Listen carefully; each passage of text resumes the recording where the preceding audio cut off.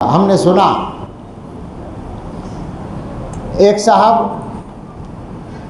یہی ہمارے علاقے میں ایک جگہ بہت بڑی زمین جائیداد کے مالک نوابی خاندان کے آدمی ہیں، ان کی جائیداد میں جھگڑا چل رہا تھا، رشتہ داروں نے کر رکھا تھا، تو کروڑوں کی جائیداد خطرے میں تھی اور مقدمے چل رہے تھے۔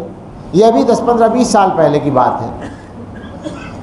اب نہیں مجھے معلوم کیا ہو رہا ہے، مگر مجھے جنہوں نے بتایا تھا انہوں نے سنایا، اور سنایا تھا ہمیں حضرت مولانا ریاست علی صاحب قدس اللہ سرہ کے چھوٹے صاحبزادے حضرت مولانا محمد سعدان رحمۃ اللہ علیہ نے، وہ بھی چلے گئے ہیں، انہوں نے سنایا تھا کہ ان کے گھر جانا ہوا مولانا سعدان کا، ان صاحب کے گھر، تو انہوں نے وہی کہا کہ مولانا دعا کریں، بہت پریشان ہوں، اتنی بڑی جائیداد کا مسئلہ ہے، مقدمے چل رہے ہیں اور رشتہ دار مان نہیں رہے اور مسئلہ حل نہیں ہو رہا۔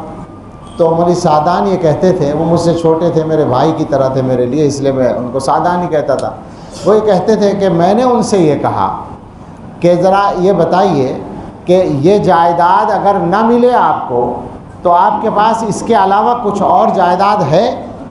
انہوں نے کہا بہت ہے، اللہ کے شکر سے اس سے بھی زیادہ ہے۔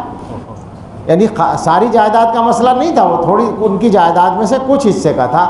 انہوں نے کہا نہیں، اللہ کا دیا بہت ہے۔ سعدان نے پھر یہ کہا کہ اچھا دوسری بات یہ بتائیے کہ آپ نے آخرت کے لیے کیا تیاری کر رکھی ہے؟ تو وہ کہنے لگے آخرت کی تو کوئی تیاری نہیں ہے۔ تو سعدان نے کہا پھر وہی لے لیجو نا ان سے،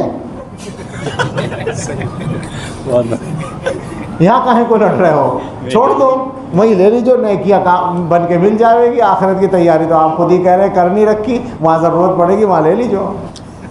تو انہوں نے کہا کہ کسی نے آج تک اس طرح نہیں سمجھایا تھا، بہت آسان ہو گیا مسئلہ۔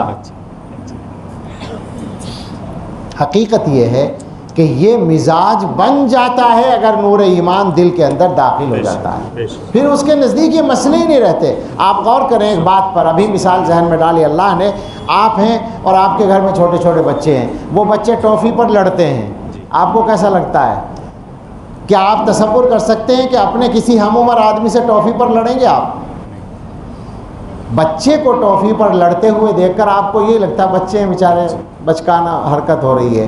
جناب عالی جن لوگوں کے دلوں میں نور ایمان داخل ہو جاتا ہے اور ان کا سینہ ایمان کے لیے کھل کر کشادہ ہو جاتا ہے، وہ ہم لوگوں کے دنیا کے جھگڑوں کو اسی نظر سے دیکھتے ہیں، جیسے بچوں کا ٹافیوں کا جھگڑا ہوتا ہے۔ وہ دیکھتے ہیں کہ یہ بیوقوف ہیں، ان چیزوں کے لیے لڑ رہے ہیں ایک دوسرے سے، دنیا کی عزت کے لیے، دنیا کی راحت کے لیے، دنیا کی دولت کے لیے، اسی کے لیے مصیبتیں مول لے رہے ہیں۔ عجیب بات ہے، دنیا میں آرام پانے کے لیے